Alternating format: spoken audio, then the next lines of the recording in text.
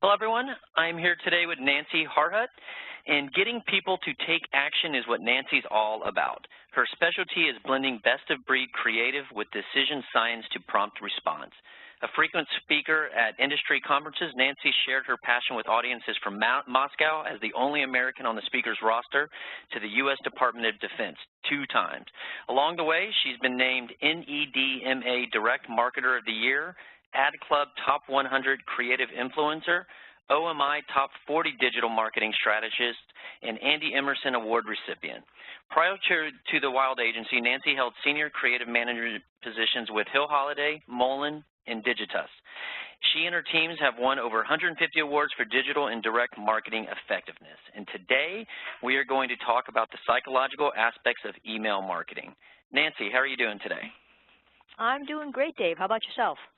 I am doing awesome, and as I just told you, I was looking over what we're going to be talking about again, and there are so many questions I want answered about email marketing and trying to use it to the best of its abilities, and I don't think there's a better person to talk to in the country about the psychological aspects of it.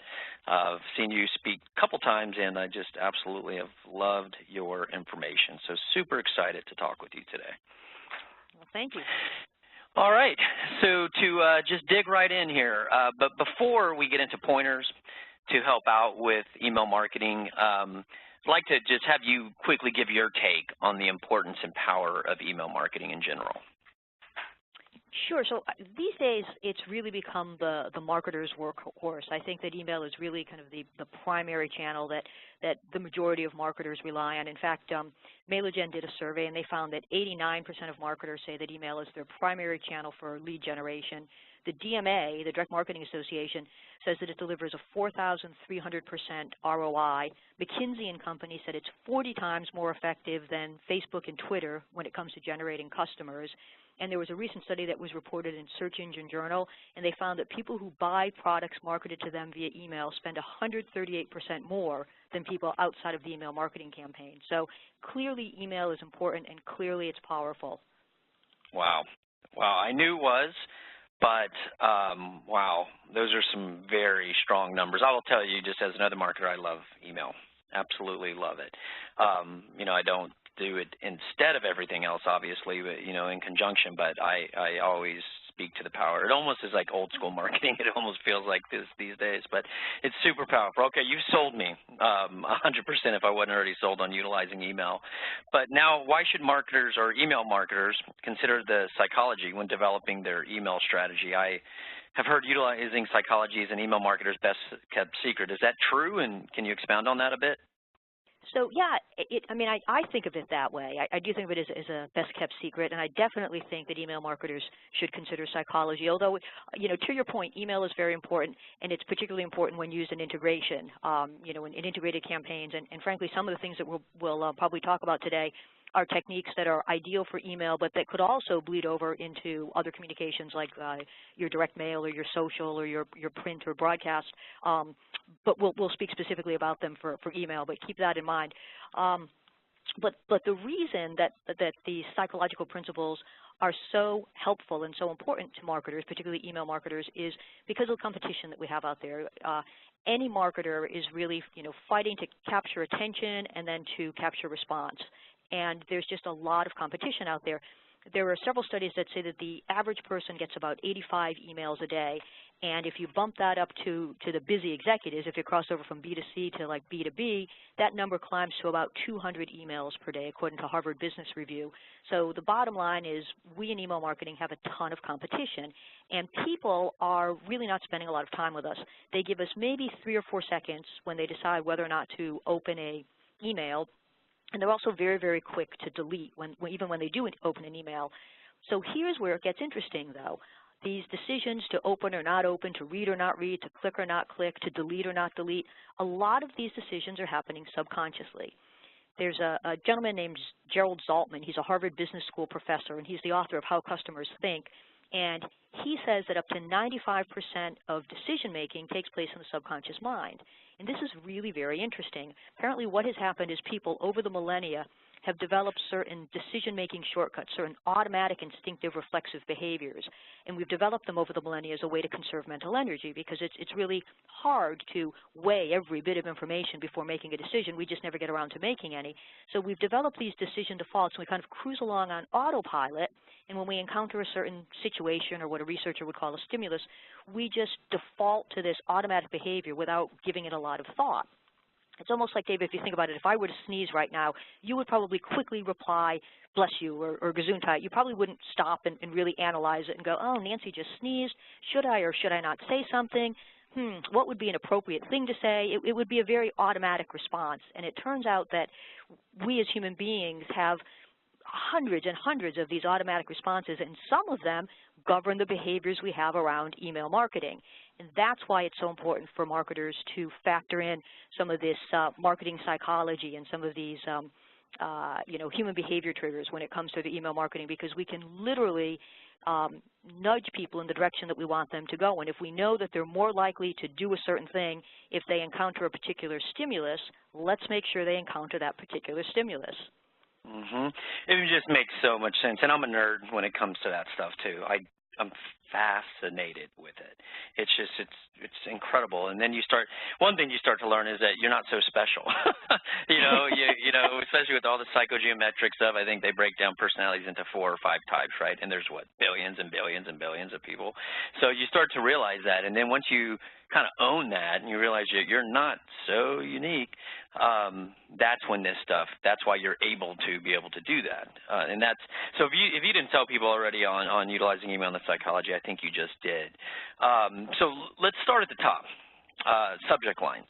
And I know there's different pieces of you'll want to talk about that play a role in here, but let's go ahead and start at the top and work our way down.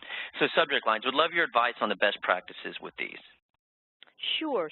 So I think I've probably got 3 best practices. I can boil down my advice to 3 things. The first piece of advice is keep them short. In fact, I recommend about 35 characters, give or take. And the reason for this is over half of email opens are occurring on a mobile device these days. So you've just got that much less real estate to display your message. And to avoid, having your message cut off, or to avoid saying something that you didn't really, mean to say because it got cut off, you're best trying to stay within about 35 characters and to actually front load the most important words at the beginning of those 35 characters. So that's my first piece of advice. Keep your subject line short. The second piece of advice, what you want to do is combine your subject line with a really powerful pre-header to create that 1-2 punch where you can actually amplify or extend your subject line, which is helpful since I'm saying keep the subject line within 35 characters. But that pre-header is that little snippet of text that you can actually see just under the subject line, and about I think like 87% of pre-headers actually do get displayed, so it really can be very, very powerful. So use that subject line and that pre-header as a powerful 1-2 punch. And then my third bit of advice, or my third best practice, is use I-magnet words. Now, at this point, you might say to me, well, what's an I-magnet word? And I-magnet words are simply words that are scientifically proven to reach out and attract the human eye. Because when we write in a very linear fashion, one word followed by the next, followed by the next. But when we read, we skim and we scan. And certain words have the power to kind of jump out and pull our eye in and get us to consume the rest of the message. And so those I-magnet words are particularly valuable in subject lines. So, for example, the word new. Copyblogger says new is one of the top 5 persuasive words, and I absolutely believe that. In fact, it's not just new, it's the whole family of new words: new, now, introducing, announcing, finally, soon. And the reason for this, the psychology for this, is that the brain craves things that are new and novel. We're constantly on the lookout for something new or novel, because when we find it, it activates our brain's pleasure center. And as you might imagine, that feels good. So new is a great word to use in a subject line. Free is another I-magnet word. You can get a 10% lift in opens according to Sidekick. And what's interesting about the word free is free will get you twice the open rate of complimentary according to World Data. And the psychology behind this, isn't that interesting? You think, so interesting. Complimentary seems like a better word, but go ahead. Go ahead. It sounds, maybe a little classier, Yeah. and you think like, it's just more personal gives a different almost. spin to it. But yeah, World Data did a study, and they found that free will get you twice the open rate of complimentary.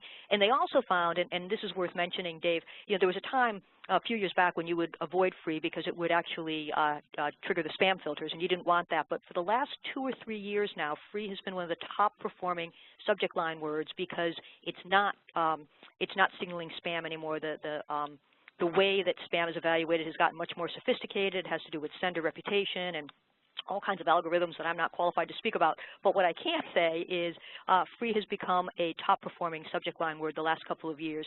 And the psychology behind it comes to us courtesy of Dan Ariely, who's a behavioral economist and the author of the New York Times bestseller, Predictably Irrational. And he explains that free gives people such an emotional charge that we place far greater value on a free item than we really should. When we see something is free, we just want it in a way that we wouldn't if we had to actually pay for it. And then I think the third example I can give you for an iMagnet word is actually somebody's name, because personalization can be very, very important in subject lines. Our names are very dear to us. In fact, our brains actually light up when we see or hear our names.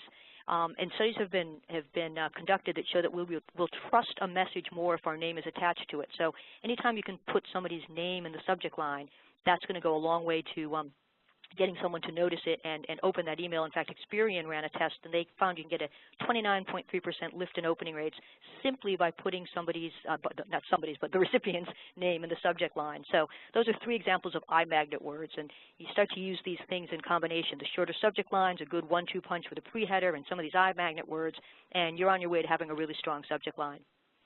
Okay, a couple follow-ups on that. First off, iMagnet words, could somebody, get a full list from you by just typing in Nancy Harhut iMagnet words, and they'll find on Google how to get, have you written a blog or something about that we can access? I have written about iMagnet words and spoken about them in a few different places. So I think if someone were to Google that, they would be able to find it. Okay. And if not, they're absolutely welcome to email me or to contact me via Twitter, and I'd be happy to supply a longer list. Okay, very cool. And then another follow-up on that is, you mentioned the name, you mentioned iMagnet words, you mentioned, free, the free, but what about the structure of that? Would you say, David, hey, here's your free blah, blah, blah, keyword, what it's about? Or would it be free for you, David? What would you suggest on the structure of that? So that's a great question. In that particular case, I would say definitely test, because you would want to see whether the person's name is going to pull in more opens than leading with the word free, because we know that both of these are powerful. Personalization is very effective, but we also know the word free can be very effective. So in a case like that, I would test to see which one I led with, which one I put in the #1 position. If you absolutely forced me to say, put your money down on one, put your chip down on one number, what's it going to be? I would probably go with the name before I went with free. But again, it's, what I would really want to do is test. Sure. Sure.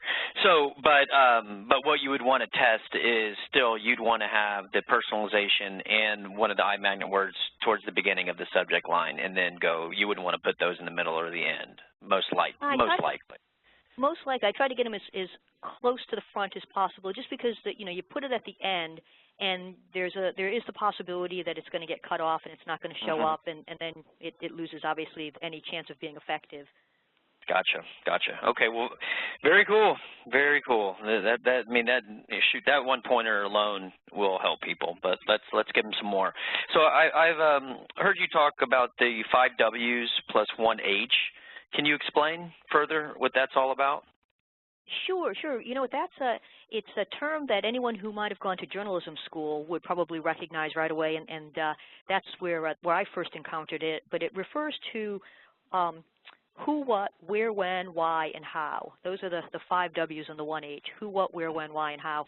And in journalism school, they would teach us to write our news stories answering those questions, because those are the things that people want to know. And if people want those answers and you include those answers, you'll get them to read your news story. So they always talk about leading with the 5 W's and the 1 H. Make sure that you always answer those questions. And where this lines up nicely with marketing psychology is that there's a neuroeconomist named George Lowenstein, and he coined a phrase called information gap theory. And what he found was if there's a gap between what you know and what you want to know, you will take action to close that gap. And so we're in marketing, and very often we want people to take action, whether the action is opening the email or responding to the email. We want some kind of an action. And so if we can tee up this notion that there's a gap between what someone knows and what they want to know, we can prompt the action. So using words like who or why or what or how, trigger that information gap. You want to know the answer to those questions. You want to know how to do this or why this or what this. And so that'll prompt you to take the action, opening or reading or responding. So not only does it work in journalism, but it works very well in email marketing. Okay, and on that note of like good trigger words, obviously we talked about the 5, the iMagnet words for the subject lines. Are these like kind of the trigger words that I've heard about for like actually in the first line of the email or possibly the PS? Are these those words, or are there other ones as well that help prompt action? Sure, there are definitely other ones. Personalization is good. The word free is good. The whole family of new words is good. But the word you is very, very good. If you can't use somebody's name, using the word you is terrific. In fact, there have been some studies that indicate that using the word you instead of the words I, we, our will get you much more engagement. And it just kind of makes sense because people don't want to read about what the company who's emailing them is all about. They don't want to read about the products or the services. What they want to read about is the, what it means to them. So when you're skimming and scanning and you see the word you, it's like, a lot of times we use the word learn. I always prefer, even though it's longer, I always prefer the word discover, because learning, well, there's nothing wrong with learning, obviously, but it's kind of shoots you back to, 3rd grade and Mrs. Green's class where you're sitting there, staring at the chalkboard and it's sunny and you want to go outside, but you're stuck in school because you got to learn, right? But discover is all about, new, something new, something novel. It goes back to that human need, to seek out the new and novel. The word easy, the word exclusive, the word proven, these are all great. We have a train going by. Excellent. No, it just adds to the realness here. Unbelievable. So let's see. So as I was saying, the words easy, exclusive, proven, these are all really good trigger words. The word thank you, I just came across a study recently that said that using the word thank you can get you twice as many opens as any other approach in a subject line. Using it where? In the subject line, yeah. Some of these other words I just mentioned, you, discover, easy, exclusive, proven, you certainly, they'd work in subject lines, but they're also great for the body of email as well. The particular study I read about regarding thank you indicated it's more of a, its use in the subject line that gets that boost in opening rates. Can you give me an example of where somebody would have used a thank you? And how they might have done. I'm trying to rack my brain like how to do that outside of just like, hey, thank you for your business and that kind of stuff. Well, do you know any off the top of your head, like an example that's not a, hey, thank you for your business? Yeah, it's a good question. I would imagine that's a great way to use it, of course. But if you're doing something other than thanking them for your business, if perhaps you're trying to get the business, how would you do this? But you might structure it like thank you in advance, or thank you for what you're about to do, or maybe just the words thank you, and then that might be enough to get somebody curious enough to open it up to find out what they're being thanked for, and then the body of the email would then pay it off, with thank you for your 5 minutes. Yeah, and in return, here's a great tip that you might be interested. Yeah, okay. Yeah, but again, people like you, we've developed a product like this, so thank you. Yeah, okay. No, that's wonderful. That's wonderful. That's a great pointer. Yeah, and again, as you mentioned earlier, it comes down to testing, tracking. There's no way you can speak of what's going to work for every single industry and every single marketplace. It's impossible. That's why there's multiple iMagnet words and ultimate trigger. Multiple trigger words. So, okay, very cool. Man, this is as fun as I thought it would be. Okay, cool. Let's move on to some other behavioral principles I've heard you speak on and talk about a bit. We got the scarcity principle, the availability bias, and social proof, or those three, the availability bias and social proof. Can you speak a bit on each of these, what they are, and then, how to use them in real life. Oh, absolutely. Yeah, those are 3 good ones, as a matter of fact. So why don't we start with scarcity? That was the first one you mentioned. And yes, ma'am. I guess in a nutshell, I would explain scarcity by saying we want what we cannot have. Humans are very, very funny that way, but also very predictable. We have a tendency to want what we can't have. So if something is in scarce supply, we place greater value on it, and it makes us want it more. So if something is readily available, we may or may not want it. We want it, we take advantage of it. We don't, we don't. We just avoid it. But then you just say to somebody, oh, that thing is only going to be available to a certain group of people, or only going to be available for a certain amount of time, and it's amazing. It's like a switch flips in us, and it makes us want it and want it badly. Those are the 2 sides of scarcity, urgency and exclusivity, and they can drive about a 22% increase in open rates according to the Email Institute. So when you're talking about using urgency, you can have flash sales, you can use the words last chance in your subject line, you can include expiration dates in your email, you can even use a countdown clock in your email. World data says you can get a 17% increase in click-through rates if you have a countdown clock. So that's all on the urgency side of things. On the exclusivity side, you can have VIP customer messages, special offers for new customers. You can have email-only offers, which actually deliver a 14% increase in open rates according to world data. So the idea with scarcity is either make people feel special or make them feel time-pressed, the exclusivity and the urgency. Okay. And then I think you mentioned availability bias. Yes. And that's an interesting one. Essentially what social scientists have found is if something can be recalled or imagined, we feel as people then it's more likely to happen. So it's all kind of based on what's in our relevant, mindset. If we can recall an instance or an example, if it's kind of entered into our universe, then we think it's, it's more likely to happen. And in this particular case for email marketers, the it's would be, my need for your product. If I can think of a time in the past when I could have used it, or if I can imagine a time in the future where it would fit into my life, then it seems like it's more likely I should buy it. So I've seen this used a few different times, as well as having used it myself. But once when I saw it used on me, I thought it was really interesting. I had gotten an email from Sharper Image, and they were trying to get me to buy an emergency hand crank radio. And I'm just not a hand crank radio kind of gal. You don't know me that well, Dave, but take my word for it, right? I think that, electricity is around for a reason. So normally I wouldn't have given the email a second thought. But the night before, I was watching the 11 o'clock news before I went to sleep, and the news was filled with stories about this storm that was sweeping through the area and all the various neighborhoods that were without power. So I woke up the next morning, and fortunately we did have power, and I checked my emails, and there's this email for this emergency hand crank radio. And suddenly I thought to myself, maybe I should have one of these, like suddenly I could see the need for it, And then I've actually used the technique. We did some work with the Boston Globe, and we were trying to get people to buy Boston Globe subscriptions as gifts.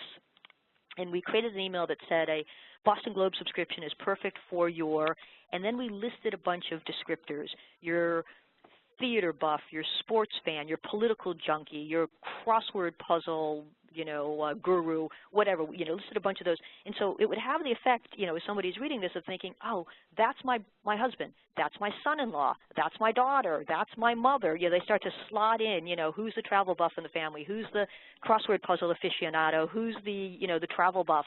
And suddenly you've got, all of these different potential people you should be buying it for. So availability bias can be pretty powerful when used in email marketing. And then okay. I think the last but before we move on to social proof, I just want to touch on something. It just is funny, the timing of this.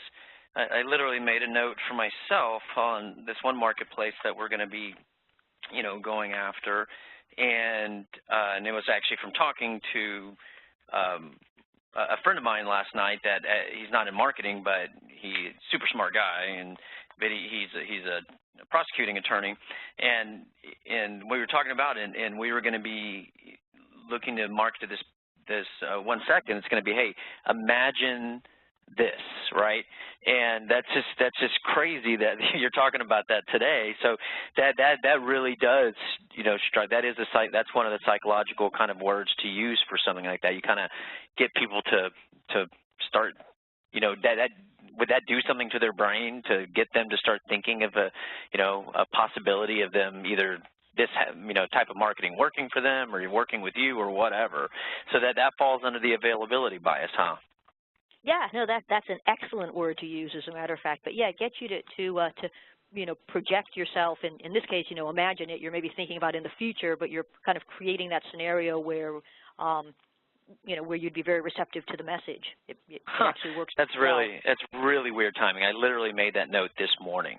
I was going to be working on those scripts over the weekend, and it was imagine this scenario happening. Crazy. All right, moving on. Social proof. So social proof, so in a nutshell, we do what other people do, especially if they're like us. So if we're not sure what to do, we look around and we basically follow the lead of other people. And this is particularly true if the people that we're watching are similar to us in some way, shape, or form. So the way we see social proof manifest in email marketing is, or marketing in general even, is, most popular product or a bestseller, or saying that something is back in stock because you think, oh my gosh, it was sold out to begin with, it must be popular. We talk about the number of others who have done something. Testimonials, if you're an email marketer, terrific way of using social proof. But there's something interesting about testimonials, and that is a good one will say, I love this product, you should get it too, right? That's the gist of it. But a great one will start someplace else. A great one will start with, I wasn't sure that this was going to be a better solution than what I'm currently doing, but then I tried it. Oh my gosh, I love this product and you should too. But if you can start where the reader of the testimonial is going to be, which is basically a place of skepticism, is it really any different than what I'm currently using? Is it going to be worth the extra money? Is it going to be worth the time and effort to change? Should I really believe what the marketer is saying? If you can get somebody else to start there and say, I was wondering about this, but then I gave it a try. Oh my gosh, it's good. That takes that becomes a great testimonial as opposed to just a good one. And there's, if you can get a good one, that's terrific too. But if you can get someone to start with that, and then move them on. Same thing with reviews. Like showing stars, which is another great way of using social proof. You think, oh, wow, this got, 3 stars, 5 stars, that gives me a sense for how popular it is.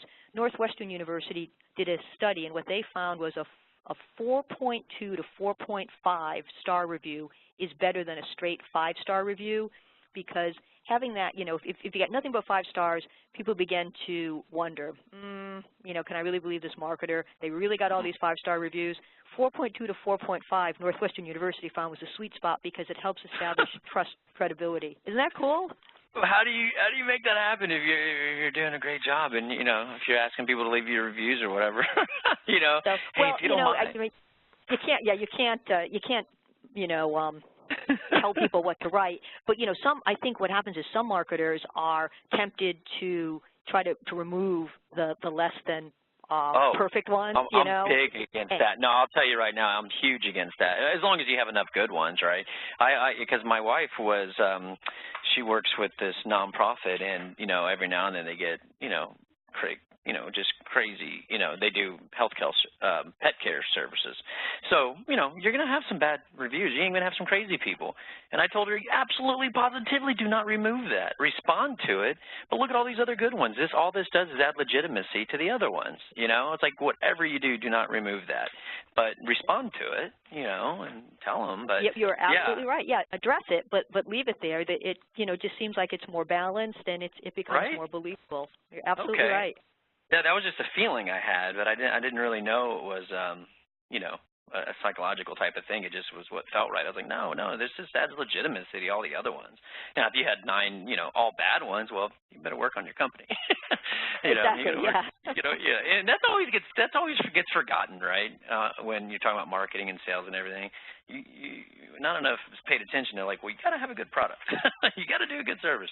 But well, cool. Well, that is awesome. Now, on social proof, the stars, the testimonial. In the body of the email, below the signature, where do you suggest placing those? That's the kind of thing where, certainly test. But I see a testimonial as being a nice supporting piece of information. So obviously you're not going to be able to, well, I shouldn't say obviously. It's hard to be able to fit it into a subject line, although you might be able to if it's, if it's a very short one, best pick according to could be a subject line, But I could see using it as a support point. So maybe you have your opening gambit, which is whatever product or service it is that you're offering, and then you immediately support it with here's what somebody said about it. So you catch somebody's attention when you talk about what it is that you're offering, and then their first thought is going to be, you know, I wonder if this is for me. I wonder if I should give it a try. And then right away, there you are with that testimonial.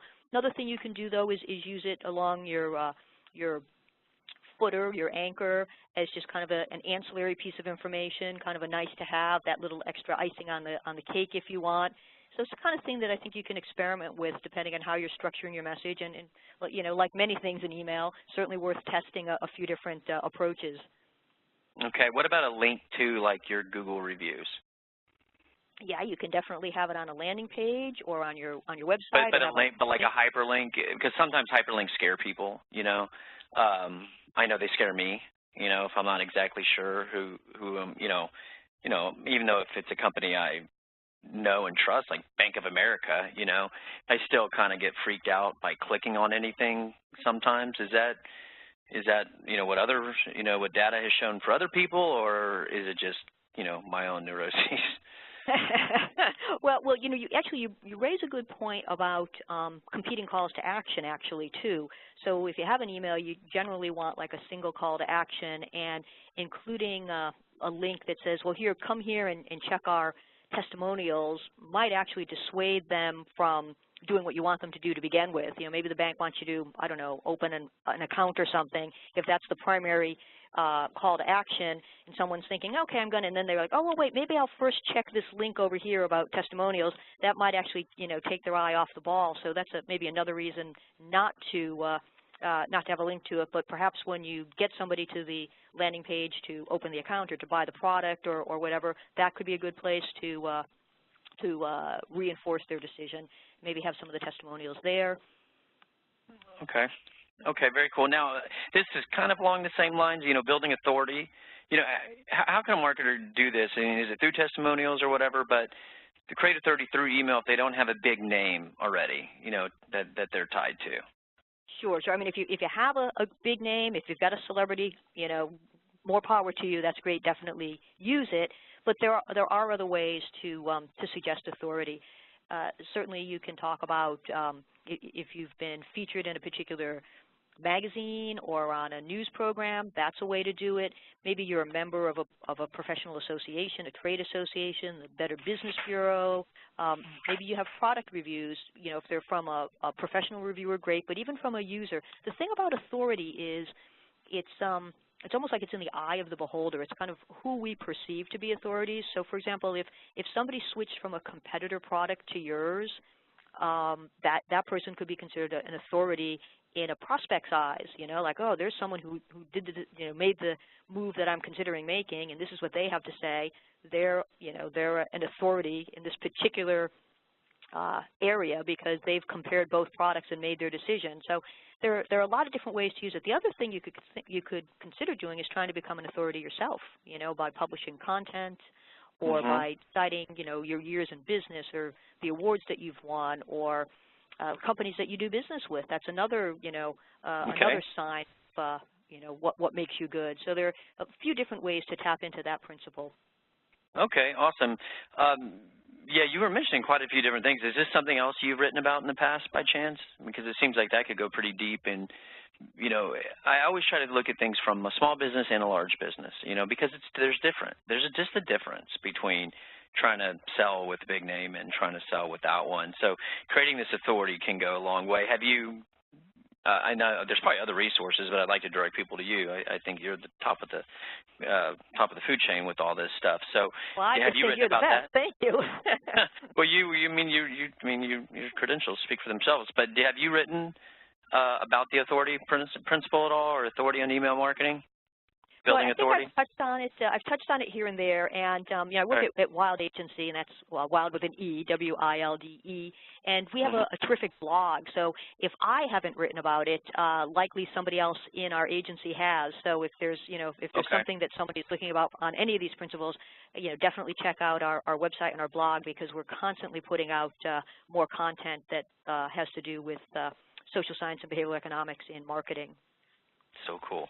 All right, now what about the consistency principle? That intrigues me a ton. Can you explain what it is first and then why it's important to keep in mind? Yeah, it's like a wonderful little secret weapon for email marketers. And the consistency principle holds that once somebody makes a decision or takes a stand, we like to be consistent in our future actions without giving it much thought. This is what social scientists have found. They've done a lot of research into this, and it's like once we make a decision once, we really don't want to go back and revisit that decision, from square one. What happens instead is, again, as a way to conserve mental energy, we're like we just kind of kick into that autopilot mode. Oh yeah, I've done business with them before. Oh yes, I said yes to them before. So if you can get someone to to give you that first small yes, you're much more likely to get the second yes, the third yes, the fourth yes, and you can start to increase or escalate your asks. So you have to be a little patient, but go for that first small yes. And that could be something very simple. Like instead of right away hitting people up and saying, hey, I want you to buy the product, maybe you offer a starter pack or a free trial, or maybe you even walk it back and just, for that first small yes, get them to download some information or like you on Facebook or answer a question or a poll or a survey, or register for some kind of a promotion. But you get that first yes, and then the next time you come back to them, they're not looking at you as, as a brand new potential company to do business with. They're like, oh yeah, I already said yes to those people.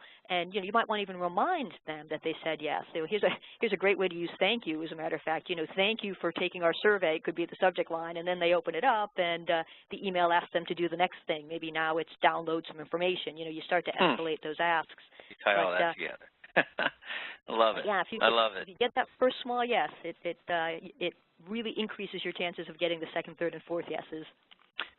So for instance, if somebody has like a product demo or whatever, you would suggest, hey, maybe possibly don't ask for a demo, maybe ask for, can I have 5 minutes to tell you quickly what we do, and you can decide if you want to do a demo or not? Would that be kind of an example of it?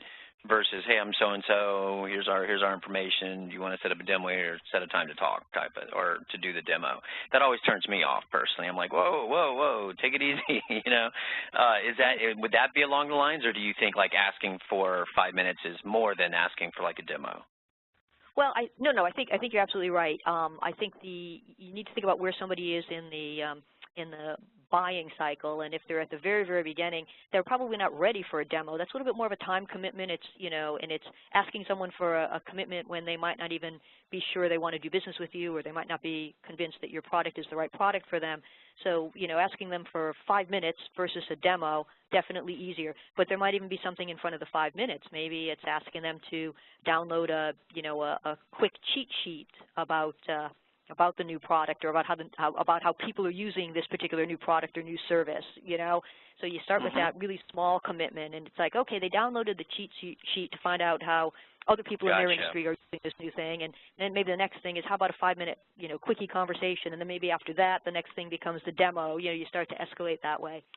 Okay. Yeah, you had a better example. That's perfect, and that's where content marketing comes in. You have some good content to share and breadcrumb them along the way until you ask them. Okay, no, I got it, and hopefully others do too. Pain or pleasure?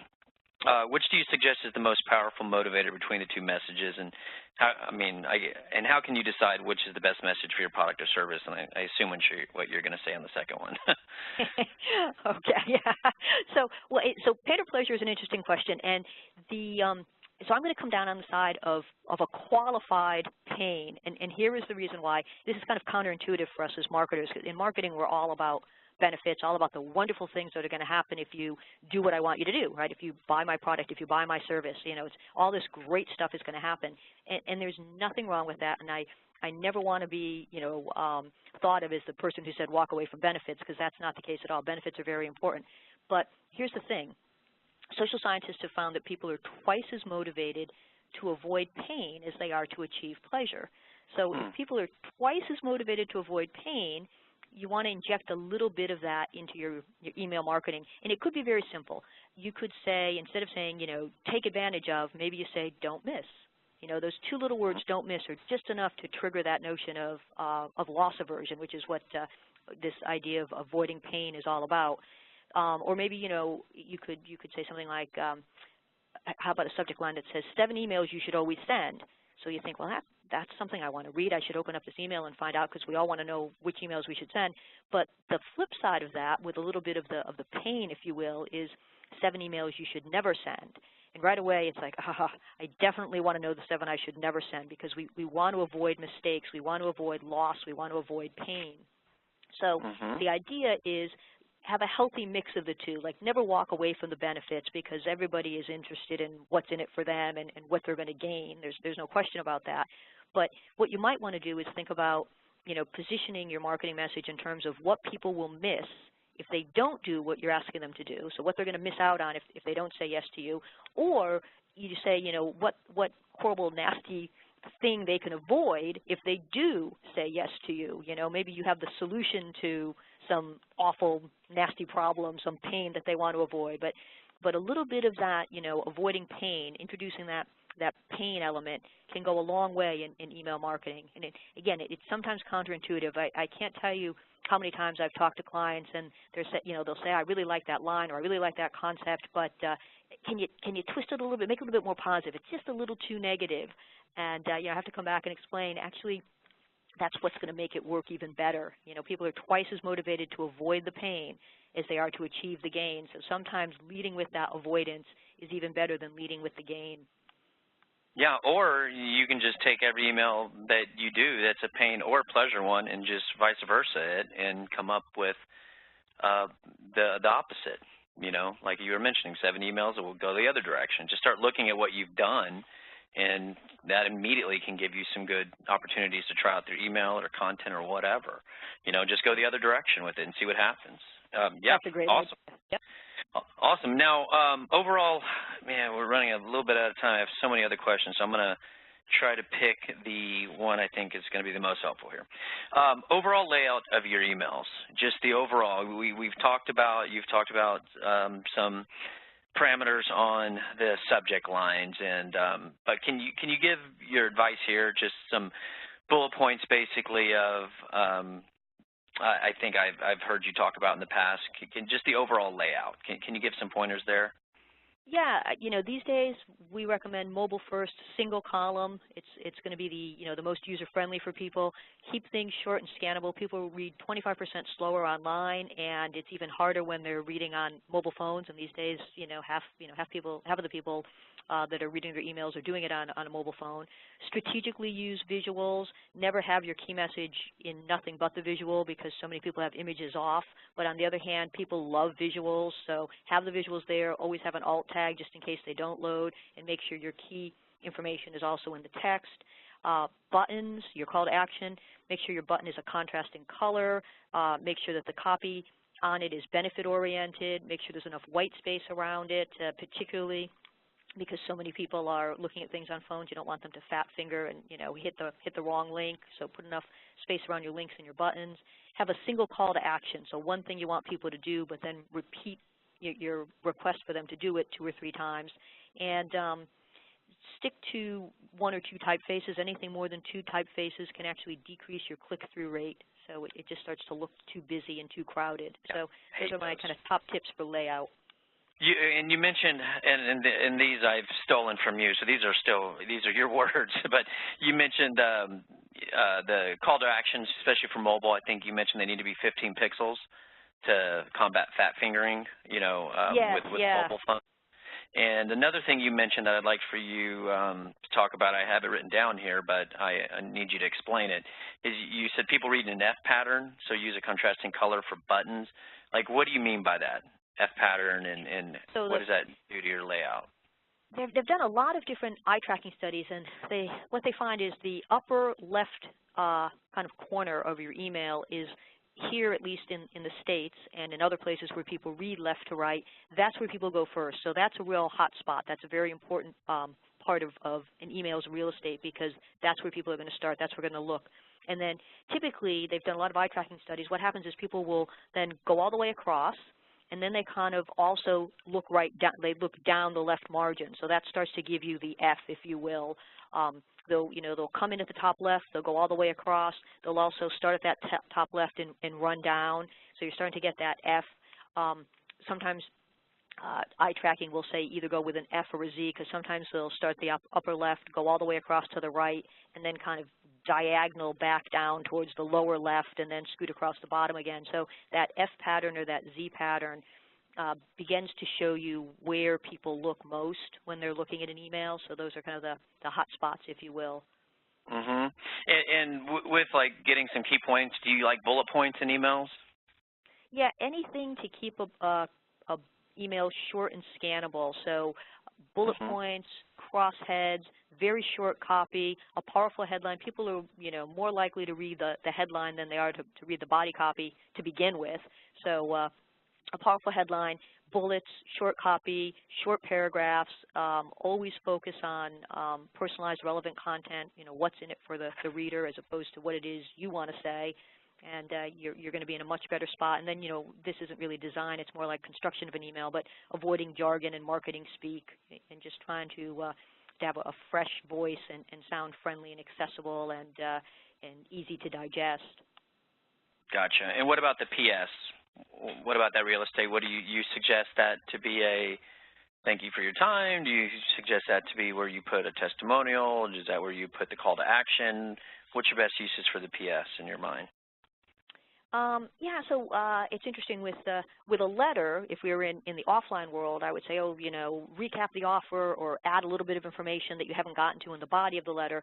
I'm not such a big fan of that when it comes to email, and I think the reason is people are reading so quickly and they're much more focused on, the top of the email. So I wouldn't hold any new information for the PS, but it is a good place maybe to put some of the credibility markers, to offer some reassurances. Maybe you have some social share buttons, which are, I'm a fan of social share. They're a little bit different than the follow us buttons because what I want people to do is take action on the email, and then if they want to share it, that's great, as opposed to taking off to follow me on LinkedIn and then never coming back to the email to do what I want you to do.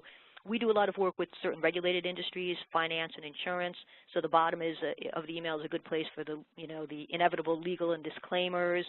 So so I have a tendency to put the most important information up towards the top and then reserve the bottom for the things like the security badges, the seals, the social share, and the legal and disclaimers. Okay, very cool. All right, to conclude, if you had to give the very top thing a marketer can say in their emails to increase response, I know we've given a lot of pointers and you don't just want them to do one thing, but if you had to say, okay, just take this one thing, do this one thing, and it'll help increase your response, what would you say? Give them the reason why you're asking them to do what you want them to do. There have been a number of different social scientists who have studied this, and what they found is people are more likely to do what you ask them to do if you give them the reason why. So, you might have a great product at a great price, and you might think as a marketer, well, it's obvious why they should buy this, but close the loop for people and just provide that reason why, because this is going to help you, because you're going to be among the first to enjoy this. Whatever it turns out to be, give that reason why, because it's just one of those things that people default to. With the reason why, they're that much more likely to do what you're asking them to do. It's that decision-making shortcut that people rely on. So if we know it as an email marketer, we might as well use it. All right, and you mentioned it a couple times in saying that, but I think the word because was strategic, and why I think it's just so ingrained in you to use that word. I've read about that a long time ago as well. That alone is in conjunction with the why is a super powerful word. Is that correct in your mind as well? Dave, you're absolutely right about that. It's what's known as a compliance trigger. The word because is a compliance trigger. When we see it or hear it, we just automatically start to comply or nod yes without fully processing what comes after it. It's very, very interesting. We get to the word because and we just figure whatever comes next is going to be a good, legitimate reason, and so we just start to say yes. And there are other ways, obviously, to explain the reason why, but because is like a magic way to do it.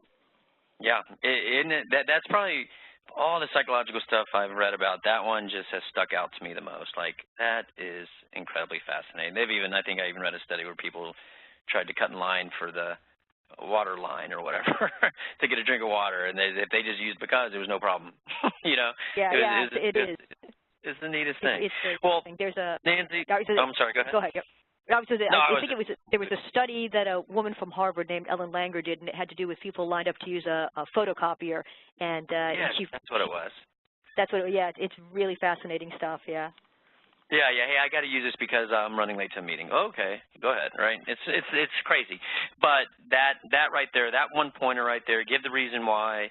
utilize that because, and the because makes it easier for everybody to actually state the reason why as well. So it's actually kind of a win-win there. Awesome. Nancy, this met every expectation I had for it, and I had very high expectations for this. When I was putting these questions together, I was like, yeah, I need to know about that. Yeah, I need to know about that.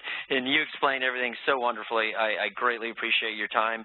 How can people continue to learn from you? So, well, first of all, thank you very much, Dave. I totally appreciate the opportunity to speak with you and to talk about the psychology behind email marketing. It's one of my favorite topics, so thank you very much for spending this time with me. People are welcome to follow me on Twitter at nharhut, N-H-A-R-H-U-T, or on LinkedIn, or they can check me out at Wild Agency's blog. Wild is W-I-L-D-E.